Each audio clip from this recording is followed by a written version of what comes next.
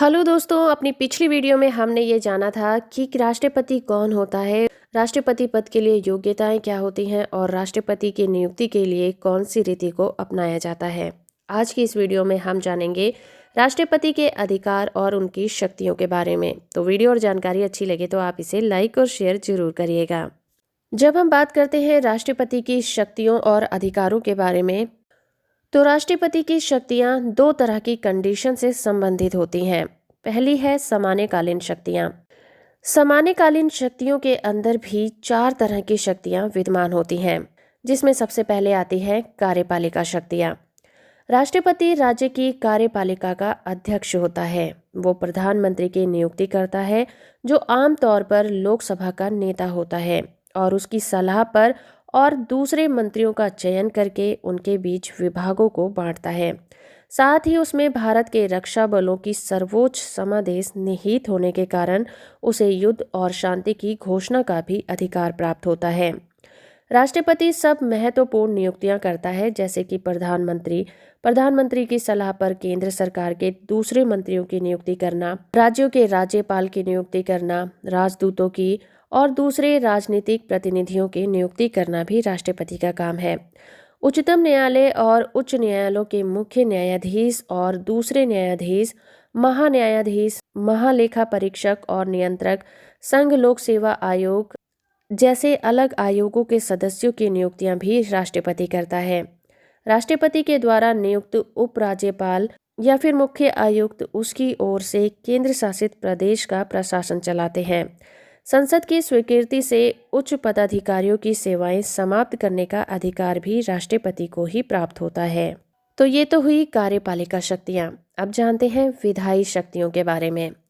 भारत का राष्ट्रपति संसद का अभिन्न अंग है, इसलिए उसे कुछ विधायी शक्तियां भी दी गई हैं, जैसे संसद के दोनों सदनों के कुछ सदस्यों को मनोनीत करना, संसद के प्रत्येक सदन को बुलाना, संसद का सत्रावसान करना और संसद के प्रत्येक सदन के लिए संदेश भी राष्ट्रपति भेज सकता है। आवश्यकता होने पर दोनों सदनों की संयुक्त बैठक भी बुला सकता है। राष्ट्रपति लोकसभा को भंग कर सकता है। राष्ट्रपति वो प्रत्येक आम चुनाव के बाद संसद के पहले सत्र का उद्घाटन करता है। राष्ट्रपति की सहमति के बिना कोई विधेयक अधिनियम नहीं बन सकता। जब कोई विधेयक दोनों सदनों से पारित हो जाता है तो उसे राष्ट्रपति की स्वीकृति के लिए भेज दिया जाता है। वो अपनी स्वीकृति दे सकता है या फिर विधेयक को पुनर्विचार के लिए संसद में वापस भी कर सकता है। अगर विधेयक दोबारा उसी रूप में अथवा संशोधित रूप में पारित हो जाता है तो राष्ट्रपति को स्वीकृति देनी ही पड़ती है। धन संबंधी विधेयक राष्ट्रपति की पूर्व सहमति और संतुष्टि के बिना संसद में प्रस्तुत नहीं किए जा सकते और राष्ट्रपति उन पर विशेष अधिकार का प्रयोग भी नहीं कर सकता।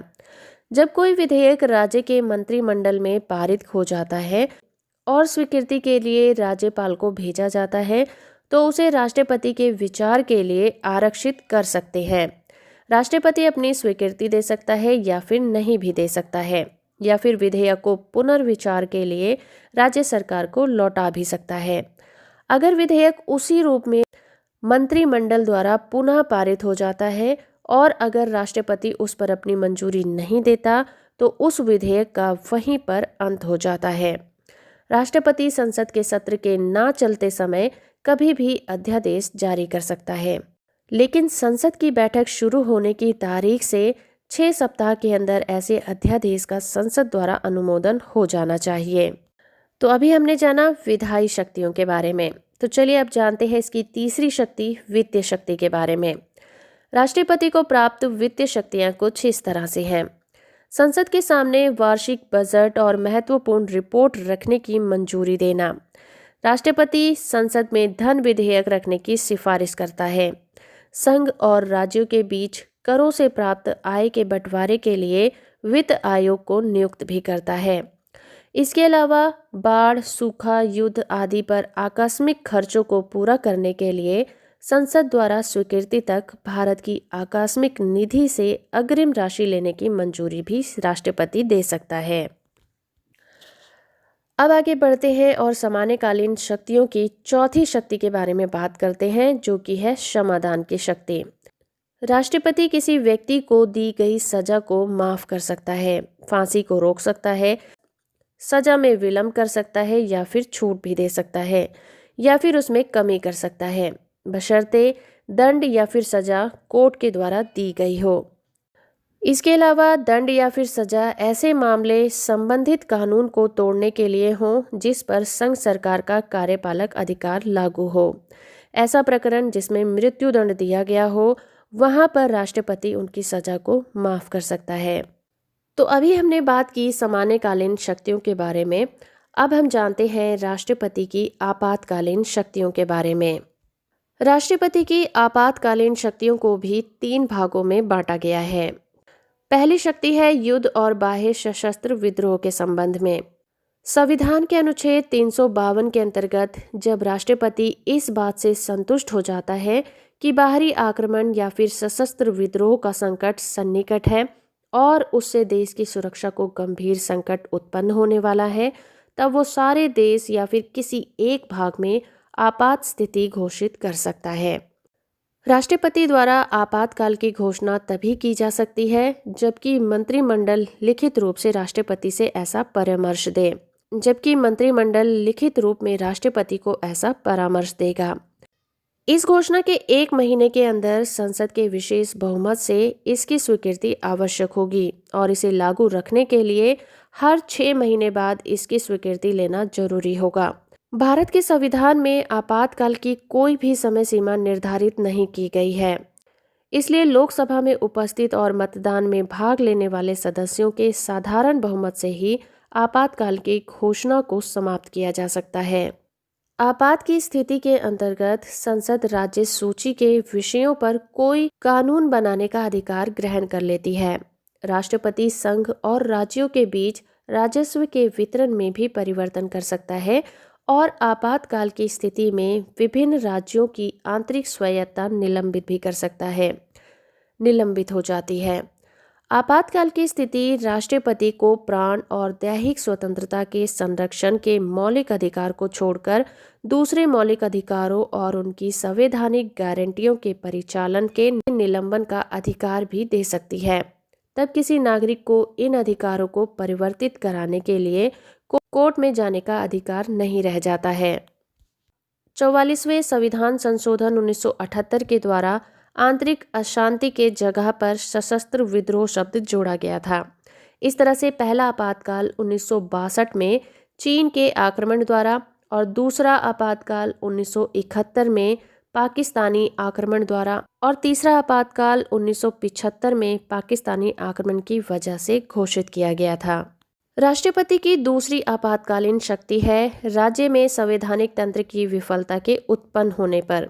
अनुच्छेद 356 के अंतर्गत अगर राष्ट्रपति राज्यपाल के प्रतिवेदन पर इस बात से संतुष्ट हो जाता है कि किसी राज्य की सरकार संविधान के अनुसार नहीं चलाई जा सकती, तो वो उस राज्य में आपात स्थिति को घोषित कर सकता है और ऐसी आपात स्थिति में राष्ट्रपति उस राज्य की सरकार के किसी एक या फिर सभी कामों को या राज्यपाल के किसी भी अधिकार को खुद अपने हाथों में ले लेता है। राष्ट्रपति ये घोषणा कर सकता है कि राज्य की विधायिका के अधिकारों का प्रयोग संसद करेगा। साथ ही संसद अनुमोदन करेगा कि राष्ट्रपति उस राज्य को संचित निधि में से राज्य द्वारा खर्च को स्वीकृति दे सकता है। वो राज्य के किसी प्राधिकरण से संबंधित किसी उपबंध को भी निलंबित कर सकता है, पर वो उच्च न्यायालय के किसी भी अधिकार को अपने हाथ में नहीं ले सकता। वो राज्य की विधायिका को भंग कर सकता है और राज्य की मंत्री परिषद को हटा भी सकता है। चलिए अब बात करते हैं आपातकालीन से रिलेटेड तीसरी शक्ति के बारे में, जो कि है वित्तीय आपात स्थिति। अनुच्छेद 360 के अंतर्गत अगर राष्ट्रपति संतुष्ट है और समूचे देश या उसके किसी एक भाग की वित्तीय स्थिरता या फिर शाख के लिए संकट उत्पन्न हो गया है, तो वो वित्तीय आपात स्थिति घोषित कर सकता है। ऐसी स्थिति में वो किसी राज्य को वित्तीय औचित्य के कुछ सिद्धांतों का पालन करने के लिए कह सकता है।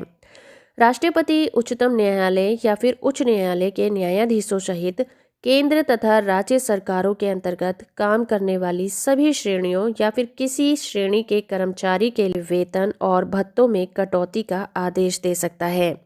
वो राज्यों के लिए अनिवार्य कर सकता है कि राज्य विधानमंडल में पारित सभी धन विधेयकों को स्वीकृति के लिए उनके सामने रख दे।